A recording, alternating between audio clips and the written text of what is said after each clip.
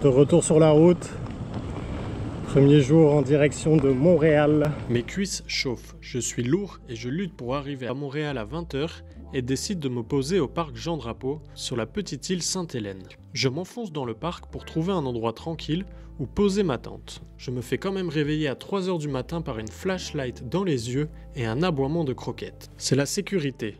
Il m'explique que je ne peux pas dormir ici parce que le parc est fermé toute la nuit. Je lui explique ma situation, que je voyage en vélo avec mon chien et qu'à 3 h du mat, il est impossible pour moi de reprendre la route. Les négociations commencent. Je lui demande si je peux rester jusqu'à 6 h du matin.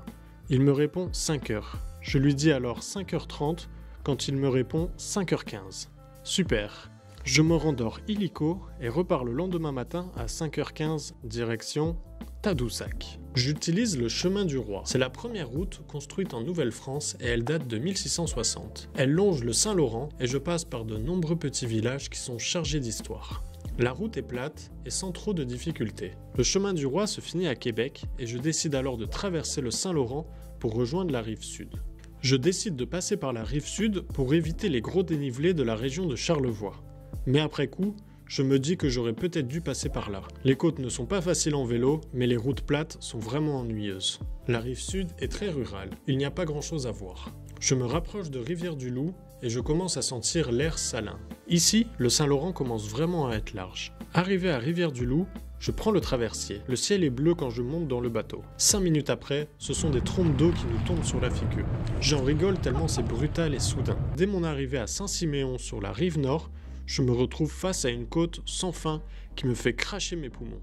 Je n'ai plus l'habitude. Depuis 15 jours, la route est vraiment plate. Les 40 derniers kilomètres qui me séparent de Tadoussac sont remplis de côtes. Ça monte et ça descend, et le temps d'un instant, je repense à la route du lac supérieur que j'ai fait l'année passée. C'est magnifique, et je décide de prendre mon temps. Je fais une nuit sur une aire de repos à 20 km de Tadoussac. Il y a très peu de passages ici. J'ai encore quelques côtes avant d'arriver à l'embouchure de la rivière du Saguenay, et me voilà à Tadoussac. Je ne sais pas pourquoi j'ai ce ressenti, mais une fois arrivé ici, je n'ai qu'une envie, c'est de repartir. Un sage chinois disait « Le but n'est pas le but, c'est la voie ». Dans d'autres termes, le but n'est pas l'arrivée, c'est le chemin. Dès le lendemain, je me mets au bord de la route pour faire du stop. Ça me rappelle mon expérience de l'année passée où j'avais attendu 2 jours avant d'être pris. Mais cette fois-ci, j'ai de la chance et je n'ai attendu que 2 heures. Une voiture s'arrête et me prend. La croquette, toutes mes affaires et moi. Et ça en fait du bordel dans la voiture. Sur le chemin du retour, je réalise que j'avais écrit à cette personne 10 jours plus tôt quand j'étais arrivé à Québec. Elle était inscrite sur l'application Warm Shower et n'avait pas pu m'accueillir à ce moment-là. En effet, elle était en voyage en vélo et la voilà sur le retour. Drôle de timing. Une fois à Québec, je décide de m'inscrire sur une application de covoiturage pour rentrer à Montréal. Là aussi, c'est une histoire drôle qui mérite d'être racontée.